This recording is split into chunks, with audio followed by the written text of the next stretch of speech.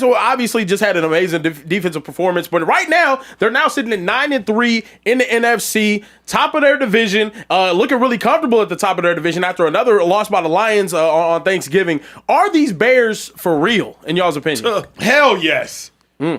I got some important information for y'all. There's no better place to win cash while watching sports than PrizePicks. Football season is here and basketball season is here, so there's absolutely no better time to join. It's super easy to use. To create a lineup, all you got to do, select a few player stats, pick more or less. That's literally it. PrizePicks is available in more than 40 states, including California, Texas, my home state, and Georgia. But my favorite thing, PrizePicks is going to give you $50 in lineups when you make your first $5 lineup. What's that mean? Win or lose, you get $50 in lineups for free. Just download the app and use promo code Speakeasy today. $5 gets you $50 in lineups. PrizePicks. It's good to be right. Where my one shot? Want my one? I don't even want to look at Shady. Bears legit. It's official. Bears are winning the most dominant division in all of football, a division that has the Packers, a division that has the Lions, and the Bears are doing it convincingly. You went into the link on a short week after Thanksgiving with everything stacked against you. It's a holiday week, distractions from family, you on the road, it's a short week, and you didn't just beat the Eagles, you beat the Eagles down. You took their soul. We ain't seen that happen in probably 10 years. The last time the Eagles gave up this many rushing yards and a half, 2015, I was on the team. You took their soul, people. I haven't seen an Eagles defense get out schemed like this in years. I haven't seen the Eagles offense struggle like this simultaneously, like while the defense was struggling in years. And here's the worst part. Caleb Williams didn't even ball. He didn't even ball. So the Bears beat the hell out of the Eagles, and the quarterback didn't even ball. They beat the Eagles strictly off running. 260 rushing yards. They ran the ball 47 times, took their soul. That's what the Bears did to the Eagles. If I'm an Eagles fan, if I'm an Eagles player, if I'm an Eagles coach, I am utterly embarrassed with how they played today. Something has to give, and something has to give immediately. Bears are for real. Nah, it's just because it's one of them losses where, like, they didn't do nothing special. They just ran the ball on us. That's it. Right? I would have preferred for them to let Caleb Williams go out and throw the ball a lot, and hopefully he can beat us, right? But they didn't do that. And then the defense. The defense played great, though. I can't lie. The Bears' defense, they strapped in.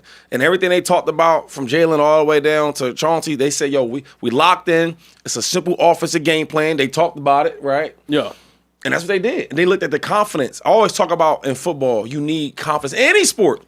And he said the difference was last year they looked confident. You can see the demeanor, the way they walk, the way they talk, and the way they come up to the line of scrimmage. You watch them now, the confidence ain't there from everybody, from everyone off, especially the linemen to the running backs. I need to look confidence again. And you only get confidence when you start playing well. Until we start playing well and rushing the ball, like Saquon had 13 for 56. Yeah.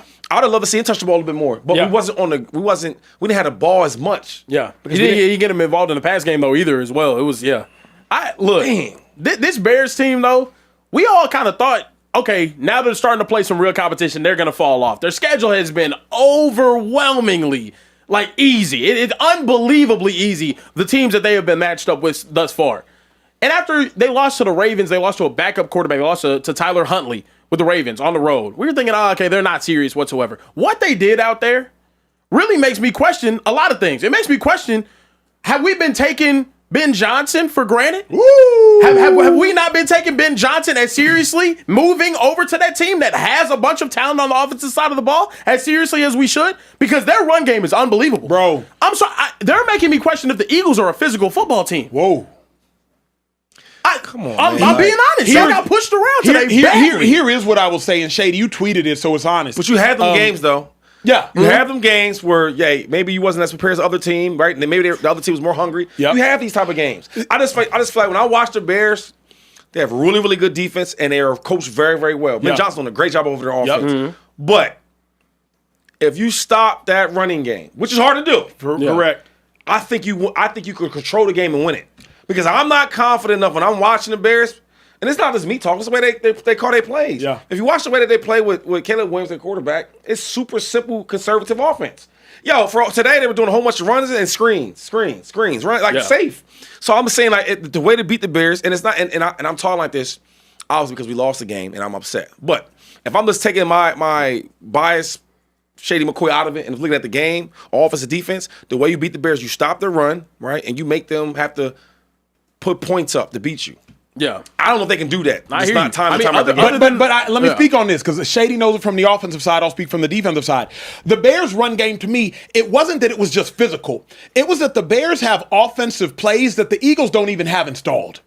Every single one of the Bears runs that hit, they were split zone action runs, which means the linebackers are going one way, the D-line is going another way. Every single run, it was either counter, it was split zone, it was zone cut. Like every one of the Bears runs, and Shady's nodding his head because he knows exactly what I'm talking about. It was running back flow this way, tight end come across. Hey, that's going to hit back in the A-gap. But the Eagles have fast-flowing linebackers. Not to nerd out on y'all, I apologize in advance. We'll get to y'all super chats too momentarily. But the Eagles have fast-flowing linebackers. So if Eagles see run left, they start sprinting left, not realizing, hey, it's zone cut. That run left is never hitting the C gap or the D gap or the outside gap. It's coming back to the A gap, or it's counter. You got two guys coming back across the formation, or it's split zone. And they big linemen. Correct. And another thing is what makes their, and this is what I'm saying, like Ben Johnson's so great, it's so complicated to guard because to keep the backside, when I say backside, I mean the defensive end, so he can't crash on the running game. Yo, he was doing the jet sweeps.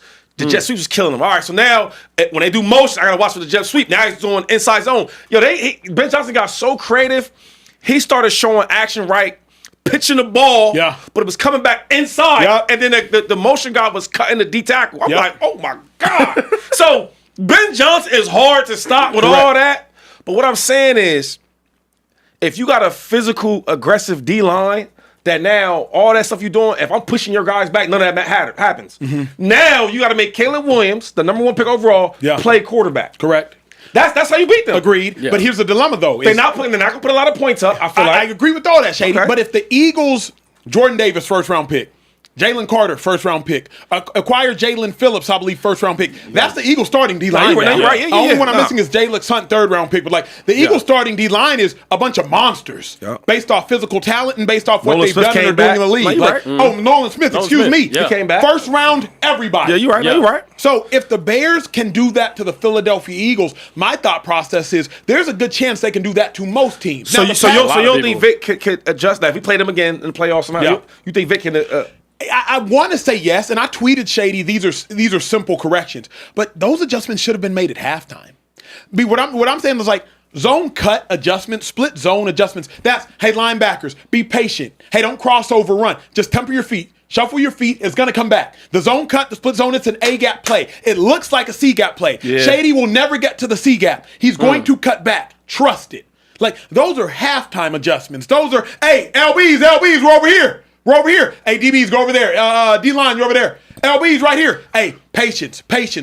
They're only killing us with split zone and zone cut. Everything is coming back. Use your eyes. That's what should have happened in my mind. But see, like I was saying, though, what puts pressure on Ben Johnson is, see, he didn't have no pressure today. I could run the ball all day. I could go to all the runs I want to do. Yeah. But what happens when now we putting points up? Yeah. Because you can't sit and do that. You can't sit and run the ball all day and throw these little screens. We didn't put enough pressure on him to adjust. But I say if we play them again, and hopefully we do, of course, right? I think defense got to be better. But if we put points up, now he has to throw the ball to beat us. Why are everybody so excited? Because we lost. What's so excited about?